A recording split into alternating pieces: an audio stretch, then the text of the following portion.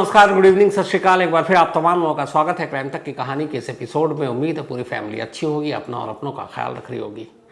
2022 का वो साल था, अक्टूबर नवंबर का महीना, जब दिल्ली के महरौली इलाके से आई एक खबर ने पूरे देश को दहला दिया था। वो खबर थी आफ्ताब पूनावाला और उसकी गर्लफ्रेंड श्रद्धा वॉकर का। वही श्रद्धा वॉकर जो मुंबई से दिल्ली आई और उसके बाद महीनों फ्रिज में पड़ी रही। किस्तों में चुन चुन कर आफ्ताब पूनावाला फ्रिज से लाश के टुकड़े निकालता और जंगलों में इधर उधर फेंकता रहता, फिर वापस आता, उसी घर में रुकता, सोता, खाता, पीता, फिर टुकड़े फेंकता। जब एक केस खुला, पुलिस को उन टुकड़ों को समेटने में ही हफ्ते लग गए, लेकिन फिर भी तमाम टुकड़े नहीं मिले। उस श्रद्धा का अब तक अंतिम संस्कार नहीं हुआ है, क्योंकि जो बरामद हुए लाश के नाम पर चंद हड्डियाँ, वो अब भी एक केस प्रॉपर्टी है और दिल्ली में ही रखा हुआ है। श्रद्धा के पिता कई बार अपील कर चुके हैं, लेकिन जब तक केस का खुलासा नहीं होगा, अंतिम संस्कार नहीं होगा। श्रद्धा केस ने और इस केस को जिस तरीके से अंजाम दिया गया और उस फ्रिज के नाम ने इस देश में एक नया चलन शुरू कर दिया था। उसके बाद अलग अलग शहरों में कई जगह से ऐसे फ्रिज से लाशें मिली। इत्तेफाक से 2022 की वो कहानी 2024 में फिर से दोहराई गई। बस इस बार शहर अलग था, तब दिल्ली था और इस बार बेंगलुरु है। महालक्ष्मी 29 साल की एक महिला, नेपाल की रहने वाली नेपाली नागरिक। 2019 में उसकी शादी नेपाल के ही रहने वाले हेमंत दास से होती है। शादी घर वालों ने की थी। दोनों खुशी खुशी थे। फिर रोजगार और बेहतर भविष्य की तलाश में दोनों बेंगलुरु आ जाते हैं, भारत। बेंगलुरु में आने के बाद एक मोबाइल शॉप पर हेमंत नौकरी करने लगता है, जबकि महालक्ष्मी एक बेंगलुरु के नामचीन मॉल के एक ब्यूटी प्रोडक्ट शॉप पर टीम लीडर के तौर पर काम कर रही होती है। दोनों की जिंदगी खुशहाल थी। इन्हें एक बेटी हुई, तब भी सब कुछ ठीक चल रहा था। लेकिन फिर 2023 आते आते दोनों के रिश्ते में कड़वाहट आ गई, और इस कड़वाहट की वजह थी शक। और ये शक हेमंत को हुआ अपनी बीवी महालक्ष्मी को लेकर कि उसका किसी और के साथ अफेयर है। दोनों के बीच अक्सर झगड़ा होता है, और इस झगड़े के बाद एक रोज़, करीब साल भर होने वाला 9 या 10 महीने, महालक्ष्मी अपने पति हेमंत दास से अलग हो गई। बेंगलुरु में ही महालक्ष्मी की माँ और महालक्ष्मी की एक बहन, वो दोनों भी वहीं रहा करते थे, एक अलग घर में। कुछ दिनों तक अलग होने के बाद महालक्ष्मी अपनी माँ और बहन के साथ बेंगलुरु में रही। फिर उसने एक अलग किराए का रेंट पे घर ले लिया। 3 मंजिला इस मकान का 1 रूम सेट बेंगलुरु के व्यालिकावल इलाके में। अब वो अकेले रहती। पति के साथ जब अलग हुई तो शुरू के 4 महीने महालक्ष्मी के साथ उसकी बेटी थी। फिर 4 महीने के बाद हेमंत दास को उसने अपनी बेटी को सौंप दिया। अब हेमंत दास भी बेंगलुरु में एक अलग इलाके में रहता और अपनी बेटी के साथ। बीच में कभी 15 दिन, कभी 1 महीने में महालक्ष्मी अपनी बेटी से मिलने आती हेमंत दास के घर पर, बेटी के साथ कुछ देर रहती और फिर चली जाती। ये सिलसिला चल रहा था, सब कुछ ठीक था। फिर अचानक होता यह है कि 2 सितंबर 2024 ये आखिरी दिन था जब महालक्ष्मी ने फ़ोन पर किसी से बात की थी। 2 सितंबर के बाद उसका फ़ोन स्विच ऑफ। घर वालों ने, माँ ने, बहन ने, एक भाई नेपाल में, वो भी लगातार फ़ोन करता, पर वो फ़ोन नहीं उठाती। धीरे धीरे वक्त बीता। आखिरकार इस वैलिकवल इलाके के, जो बेंगलुरु में जिस घर में किराए पर महालक्ष्मी रहती थी, उसके घर के आसपास रहने वाले कुछ पड़ोसियों ने लैंडलॉर्ड को शिकायत की। कंप्लेंट ये थी कि महालक्ष्मी के घर के अंदर से कुछ बदबू आ रही है। मकान मालिक आया, उसने देखा, उसे भी लगा कि बदबू आ रही है। जब रेंट एग्रीमेंट हुआ था, तब महालक्ष्मी ने अपने कुछ घर वालों के इमरजेंसी कॉन्टैक्ट नंबर दिए थे। उनमें उसकी माँ और बहन का था, जो बेंगलुरु में ही रहते थे, उस घर से कुछ दूरी पर। लैंडलॉर्ड ने अब महालक्ष्मी की माँ को फ़ोन किया और कहा कि महालक्ष्मी कहाँ है। माँ ने परेशान होकर कहा कि मैं तो करीब 15-20 दिन हो गए हैं उसे लगातार फ़ोन कर रही है, मोबाइल स्विच ऑफ है और उसका कोई पता नहीं। हमने मॉल जाकर पता किया, पता चला वो शॉप पर भी नहीं आ रही है। तो मकान मालिक ने कहा कि यहाँ बदबू पड़ोसी कह रहे हैं कि आ रही है उसके घर से। ये सुनते ही पूरे घर वालों का दिल अचानक बैठने लगता है, क्योंकि हाल के फ़िलहाल में मीडिया में इस तरह की तमाम खबरें और किसी घर से बदबू आए तो उसका मतलब कुछ न कुछ डराने वाला होता है। तो ये सुनते ही माँ और बहन फ़ौरन भागती है, महालक्ष्मी के घर पहुँचती है। मकान मालिक तब तक पहुँच चुका था। एक स्पेयर की माँ के पास था, क्योंकि महालक्ष्मी वहाँ कई बार रही थी, और फिर एक चाबी उसने माँ को दे रखी थी कि अगर वो शॉप पर हो, कभी बीच में आना हो तो माँ आ सकती है। तो एक्स्ट्रा चाबी के साथ माँ और महालक्ष्मी की बहन घर पर पहुँचती है, दरवाज़ा खोलती है। दरवाज़ा खोलते ही वन रूम सेट था ये 3rd फ्लोर पर। एक तेज बदबू उन दोनों को एहसास होता है दरवाज़ा खोलते ही। अंधेरा था कमरे में, दोपहर के उस वक्त करीब 3 साढ़े 3 बज रहे थे। ये बात सैटरडे यानी 2 दिन पहले की है, 21 सितंबर की। अचानक जब बदबू का एक तेज झोंका आया, दोनों का दिल बैठ गया, लेकिन अभी सहमना बाकी था। अचानक उन्हें एहसास हुआ कि फर्श पर कुछ अजीब सी चीज़ें हैं। उन्होंने ध्यान दिया, फिर लाइट जलाई। पूरे कमरे में ब्लड का ही निशान था, थक्का जमा हुआ था। इसके अलावा उस कमरे में जब उन्होंने देखा तो फर्श पर जगह जगह छोटे छोटे इंसानी टुकड़े पड़े हुए। देखते ही बदहवास माँ और बहन कमरे से बाहर लौटती है। तब तक पड़ोसी साथ में, लैंडलॉर्ड साथ में। लैंडलॉर्ड भी घबराया हुआ फ़ौरन पुलिस को फ़ोन करता है। अगले 10 मिनट में पुलिस की टीम मौके पर थी। पुलिस की टीम अब कमरे में दाखिल होती है। जैसे ही दाखिल होती है, पुलिस की टीम भी वापस बाहर आ जाती है। तो कातिल कौन है, कत्ल का मकसद क्या है, सामने आ ही जाएगा। ऐसे कई कत्ले होते हैं जिसमें शुरुआत में कुछ पता नहीं चलता, लेकिन फिर केस सुलझता तो है। जैसे तंदूर कांड। शुरू में मालूम ही नहीं था कि तंदूर कांड क्या है, किसने किया, नैना साहनी कौन थी, सुशील शर्मा ने क्यों तंदूर में उसे झोंका।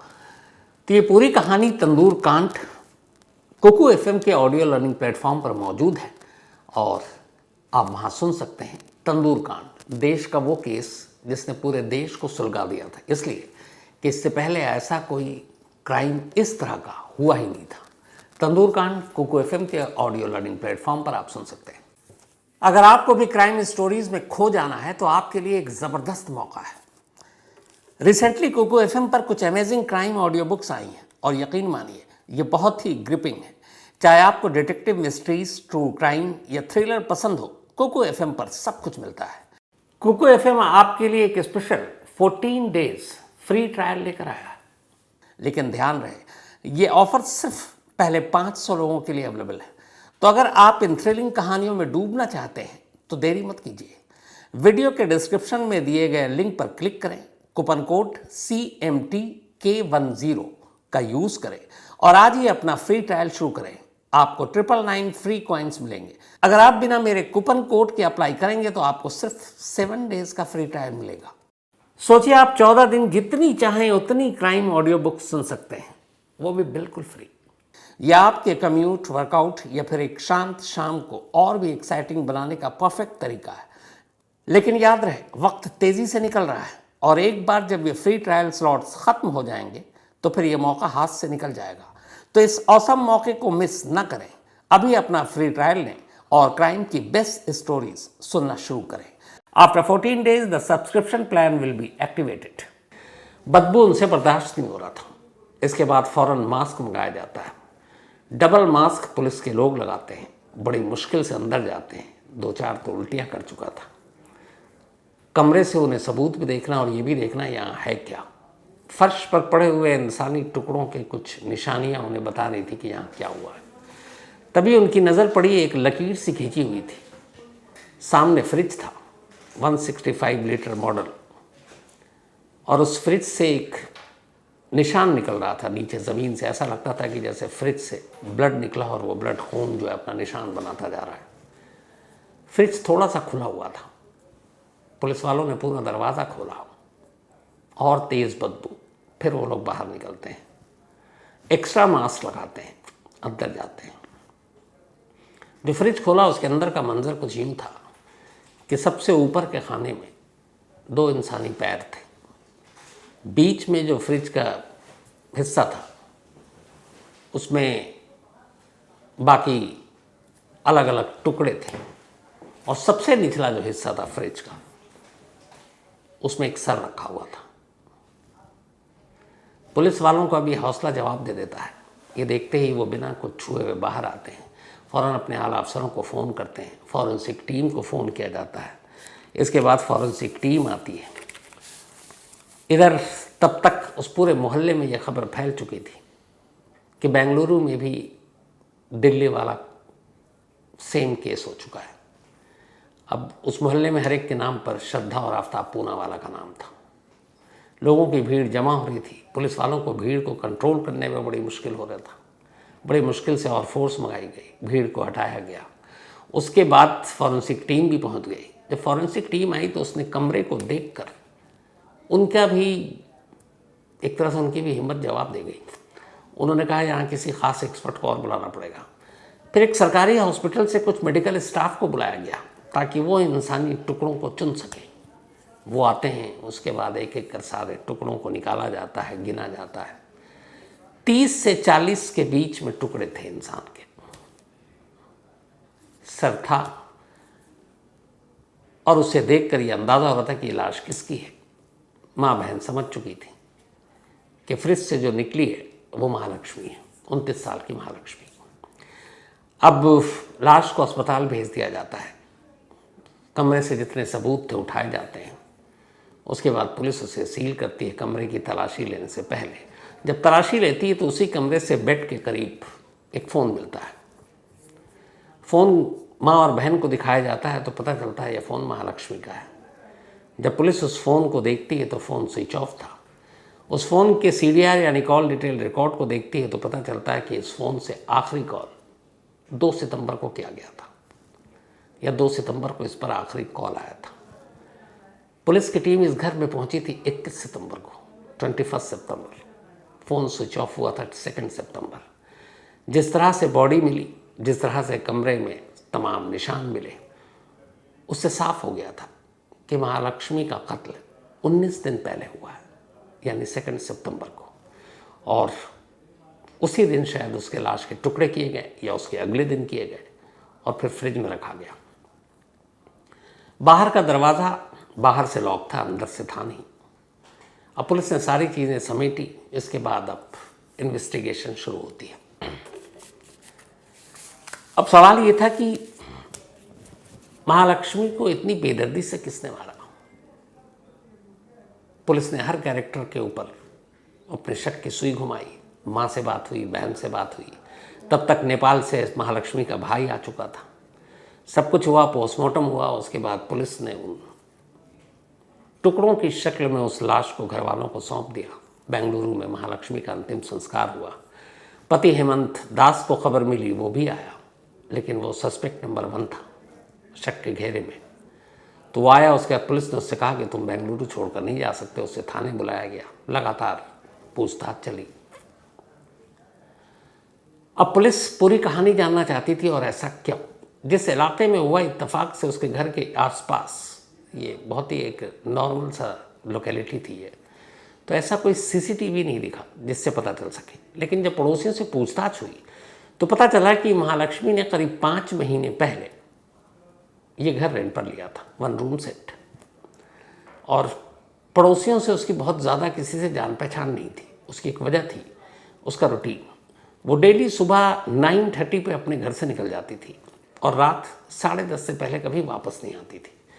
तो सुबह लोग जनरली उठते हैं, ऑफिस के लिए चले जाते हैं, किसी से ज़्यादा मुलाकात नहीं होती। तो ये भी 9:30 पर निकल जाती थी, और जब आती थी तब तक 10:30 बज चुका, सोने का टाइम, सभी सो चुके होते।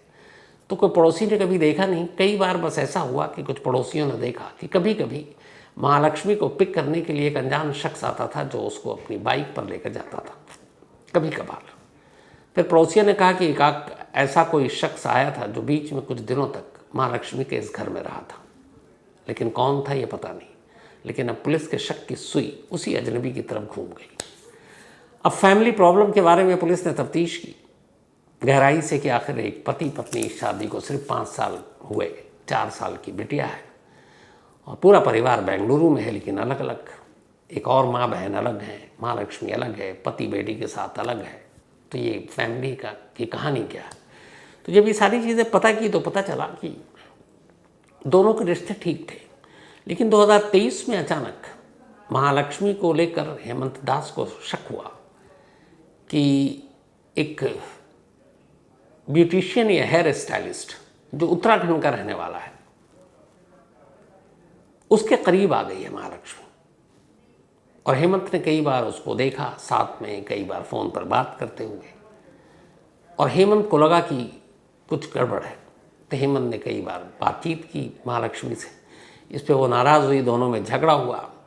लेकिन हेमंत ने फिर जासूसी शुरू की और उसे इस बात का यकीन हो गया कि महालक्ष्मी उस जो बेंगलुरु में उत्तराखंड का वो नौजवान है उसके साथ इसका अफेयर है। और इसी के बाद फिर एक दिन दोनों में झगड़ा हुआ और ये तय हुआ कि अब वो दोनों अलग रहेंगे। हेमंत दास घर से चला गया, बेटी महालक्ष्मी के पास थी, लेकिन 4 महीने के बाद बेटी को महालक्ष्मी ने हेमंत दास को सौंप दिया। अब हेमंत दास बेटी के साथ रहता।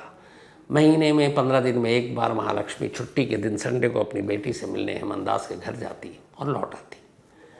दोनों पति पत्नी के रिश्ते अब ऐसे ही थे, इससे ज़्यादा कुछ नहीं। तो पुलिस ने पूरी तफ्तीश की। इस दौर में हेमंत दास ने क्या क्या किया उसकी भी तफ्तीश की, घर वालों से पूछा। तो ऐसा लगा कि शायद हेमंत दास बेदाग, कम से कम अभी तक। 21 सितंबर को लाश मिली, आज 23 सितंबर की मैं बात कर रहा हूँ। अब मामला इतना बड़ा था कि मीडिया में हाई प्रोफाइल ये केसेस हर जगह, बेंगलुरु में, कर्नाटक में।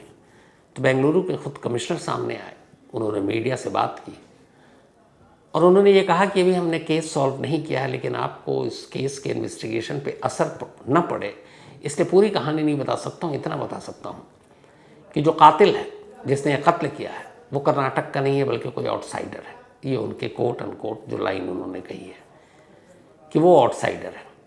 अब यहाँ पर आउटसाइडर महालक्ष्मी का पति हेमंत भी है। महालक्ष्मी का अगर वो अफेयर है तो वो भी है, क्योंकि वो उत्तराखंड का, कर्नाटक का नहीं है। लेकिन इनमें से कौन?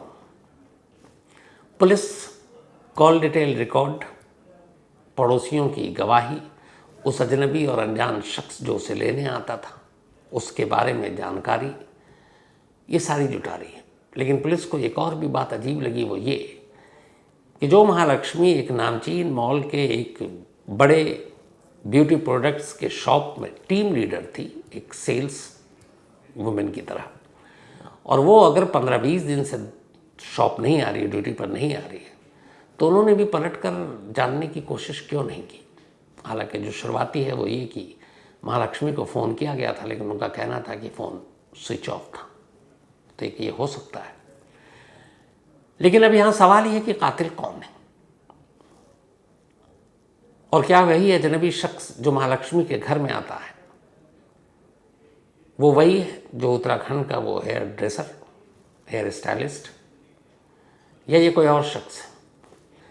हेमंत दास का इसमें क्या रोल है? क्या उसने ये मान लिया था किस्मत की अब महालक्ष्मी का किसी और के साथ अफेयर है, वो अपनी बेटी के साथ अपनी खामोशी से ज़िंदगी जिएगा? उसके पेरेंट्स भी बेंगलुरु में रहते हैं, तो हेमंत दास अपने पेरेंट्स के साथ, अपनी बेटी के साथ रहता है। तो क्या उसने महालक्ष्मी को माफ़ कर दिया और वो अलग अब ज़िंदगी के साथ अपने आप में संतुष्ट था? क्या वो अजनबी जो आकर घर में रुकता था वो वही है जो उत्तराखंड का नौजवान है, या फिर कोई और है? और अगर ये अफेयर की वजह से हुआ तो फिर कातिल कौन है? हेमंत दास, या जिससे अफेयर था वो, या फिर इस केस में कोई एक नया और दूसरा कैरेक्टर या किरदार है? क्या वो घर में आने वाला कैरेक्टर और महालक्ष्मी का जिसके साथ अफेयर कथित तौर पर, क्या वो दोनों एक हैं या अलग अलग हैं? इन सारे सवालों के जवाब बेंगलुरु पुलिस इस वक्त जानने की कोशिश कर रही है। 3 अलग अलग टीमें बनाई गई हैं। तीनों टीमें हर चीज़ पर बारीकी से काम कर रही हैं। लेकिन जो सोर्सेज बता रहे हैं बेंगलुरु पुलिस के, वो ये है कि एक आउटसाइडर का काम है और बहुत मुमकिन है कि शायद वो जो जिसके साथ हेमंत को शक है कि उसका अफेयर था, कहीं वही तो कातिल नहीं। चूंकि बेंगलुरु पुलिस को श्रद्धा केस के बारे में पूरी जानकारी है, इसलिए कातिल के साथ साथ पुलिस कड़ियों को जोड़ने के लिए कुछ और चीज़ों पर काम कर रही है। जैसे इस फ्रिज का यूज़ कब से हुआ, ये कब आया, कत्ल से पहले यानी 2 सितंबर से पहले या पहले से था। जिस तरीके से बॉडी के पार्ट्स किए गए हैं, टुकड़े किए गए हैं, उससे साफ है कि इसके लिए कोई बहुत तेज़ और ख़ास वेपन का इस्तेमाल किया, धारदार हथियार का। तो क्या इस लोकेलिटी के इर्द गिर्द ऐसे शॉप हैं जहां इस तरह के हथियार बिकते हैं? और क्या 2 सितंबर से लेके या 30 अगस्त के बाद से लेके 5 सितंबर तक आसपास के किसी शॉप से किसी ने ऐसे तेज़धार हथियार खरीदे? उनकी लिस्ट, उनके नाम, एक टीम इस पर भी लगी हुई है। तो श्रद्धा केस को सामने रखकर बेंगलुरु पुलिस कई पहलू से इस मामले की जांच कर रही है और मैं भी जानना चाहता हूं कि इस कहानी का क्लाइमेक्स है क्या। आखिर कौन है महालक्ष्मी का कातिल और क्या मोटिव हो सकता है? तो जैसे ही इन चीज़ों का खुलासा होगा, कातिल पकड़ा जाएगा, बेनकाब होगा या बेंगलुरु पुलिस सामने आकर दावा करेगी कि उसने इस केस को सुलझा दिया है, आप तक उसकी पूरी जानकारी ज़रूर दूंगा। बेंगलुरु में हमारे बहुत सारे क्राइम तक फैमिली मेंबर हैं, अगर उनके पास भी इस केस से रिलेटेड कोई जानकारी हो तो आप ज़रूर दीजिएगा। मैं बाकी फैमिली मेंबर के साथ